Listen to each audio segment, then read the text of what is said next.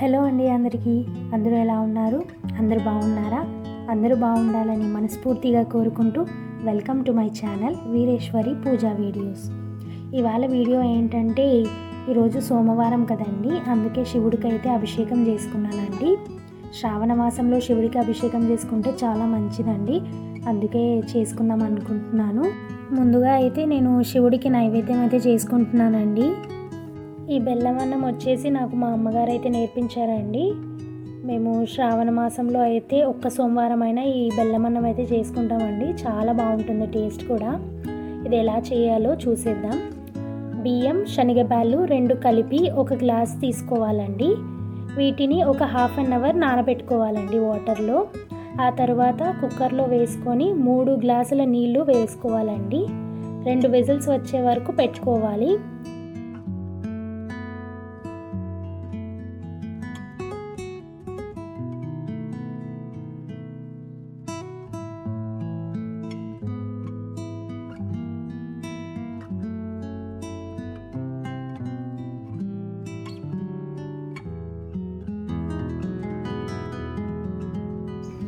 Two whistles అయితే అయిపోయిందండి. ఇప్పుడు చూస్తే ఇలాగైతే ఉడికిపోయి ఉంటుంది.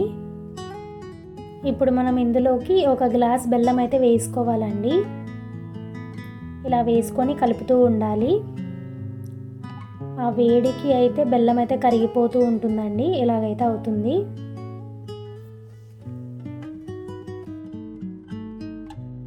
కొంచెం సేపు మళ్ళీ కుక్కర్ని అయితే గ్యాస్ మీద పెట్టుకొని కొంచెం నెయ్యి అయితే వేసుకున్నానండి. వేసుకొని ఇలా కలుపుకోవాలి. ఇక నైవేద్యం అయితే ప్రిపేర్ చేసుకున్నా కదండి, ఇప్పుడు పూజ అయితే మొదలు పెడుతున్నానండి. ఇక్కడ అంతా రెడీ చేసి పెట్టుకున్నాను. ఇక పూలతో అయితే అలంకరించుకుంటున్నానండి. సోమవారం శివునికి ఎంతో ప్రీతికరమైన రోజండి. ఈ రోజున మనం శివయ్యను పూజించడం వలన అనేక శుభ ఫలితాలు కలుగుతాయండి. ముఖ్యంగా శ్రావణ మాసంలో వచ్చే సోమవారాలు శివునికి మరింత ప్రీతికరమైనవి. ఈ రోజున శివలింగానికి అభిషేకం చేసి పూజించడం ద్వారా శుభాలు కలుగుతాయని అంటారండి. ఇది వచ్చేసి గంధం పేస్ట్ అండి. ఇప్పుడు ఇలాగైతే వస్తున్నాయి. మనం దేవుడి ఫోటోలకి, విగ్రహాలకి గంధంతో బొట్లు పెట్టుకుంటాం కదండి, ఇప్పుడు ఇలా అయితే పెట్టుకోవచ్చండి. ఈ గంధంతో బొట్లు పెట్టినందుకు చాలా మంచి సువాసన అయితే వస్తుందండి పూజ గదిలో. ఇది వచ్చేసి బ్రాస్ తాబేలు బొమ్మ అండి. ఇదైతే నేను తెచ్చుకున్నాను. దీని మీద అయితే నేను శంఖం పెట్టుకోవడానికి కోసం తెచ్చుకున్నానండి. నా దగ్గర శంఖం ఉంది కదా, ఇలా అయితే పెట్టుకుంటానండి శంఖంని. ఇంట్లో తాబేలు బొమ్మ మీద శంఖం పెట్టడం వలన లక్ష్మీదేవి అనుగ్రహం కలుగుతుందని అంటారండి. అందుకే నేను కూడా ఇలా పెట్టుకున్నాను.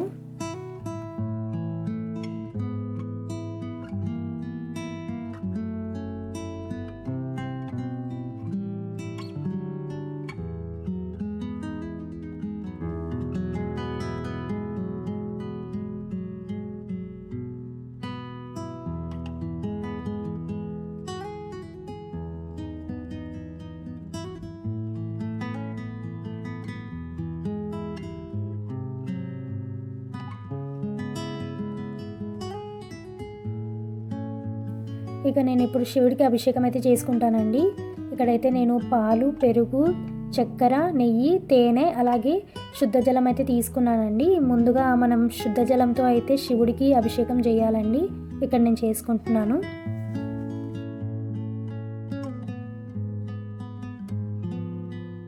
ఆ తరువాత ఆవు పాలతో అయితే అభిషేకం చేసుకుంటున్నానండి. శివయ్యకు ఆవు పాలతో అభిషేకం చేస్తే సర్వ సుఖాలు లభిస్తాయి.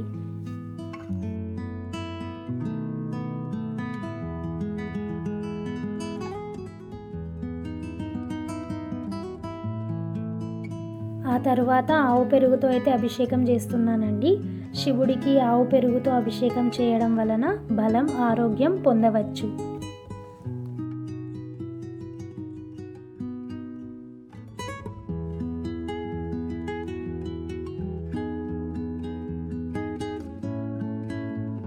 తర్వాత నెయ్యితో అయితే అభిషేకం చేస్తున్నానండి. శివుడికి ఆవు నెయ్యితో అభిషేకం చేయడం వలన ధన ప్రాప్తి కలుగుతుంది.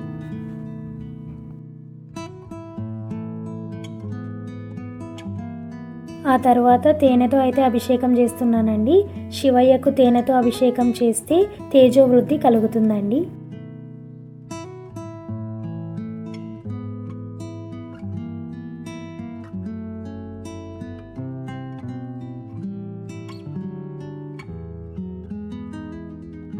ఆ తర్వాత పంచదారతో చేస్తున్నానండి. శివయ్యకు పంచదారతో అభిషేకం చేస్తే దుఃఖాలన్నీ పోతాయని చెప్తారండి. ఇక తర్వాత శుద్ధ జలంతో అయితే శివుడికి అభిషేకం చేస్తున్నానండి.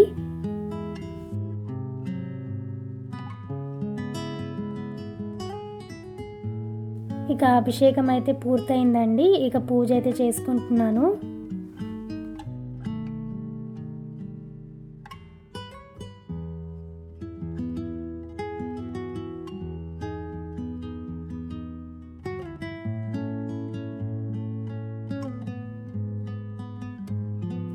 ఇలాగైతే జలపాత్ర తీసుకున్నానండి. ఇలా అయితే అభిషేకం రోజు చేస్తూ ఉంటానండి శివుడికి. మీరు చూస్తూనే ఉంటారు కదా నా వీడియోస్లో.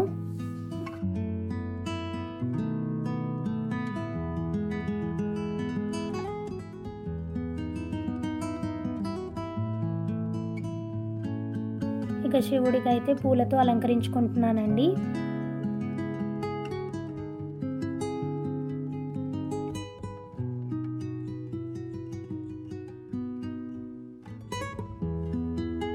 ఇక్కడ నేను చేసిన నైవేద్యం అయితే శివుడికి సమర్పించుకుంటున్నానండి. ఇది వచ్చేసి పచ్చి కర్పూరం అండి. నేను ఇలా దీపాల్లో అయితే వేసుకుంటున్నాను. ఇలా వేసుకుంటే మంచి సువాసన అయితే వస్తుందండి.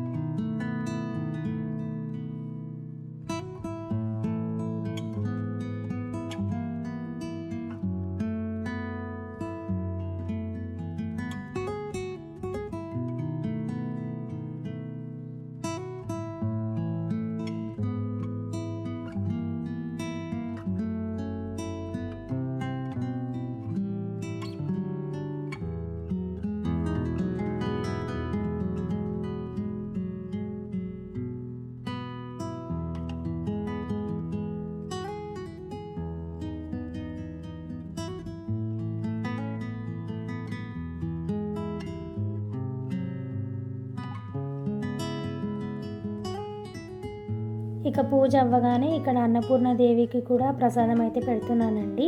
ఇలా పెట్టుకొని ఇలా అయితే చేసుకుంటున్నాను పూజ ఇక్కడ కూడా.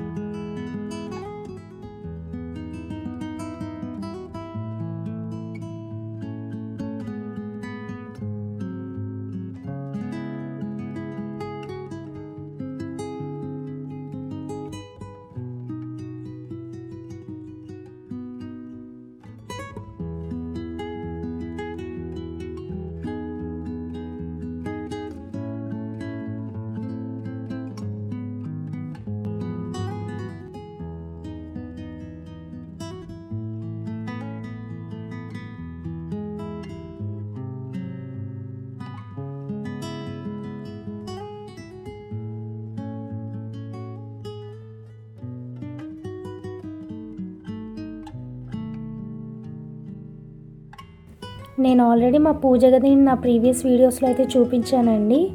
కొంతమంది మొన్న కామెంట్లో అయితే అడిగారండి మీ పూజ గదిని డీటెయిల్గా చూపించండి అని.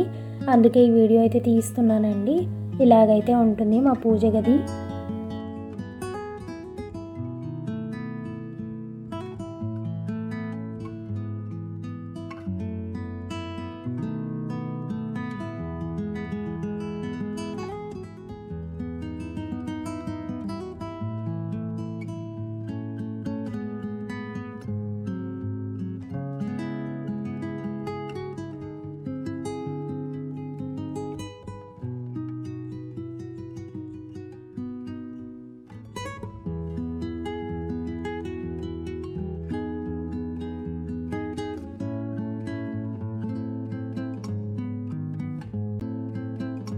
ఇదే అండి ఇవాళ వీడియో.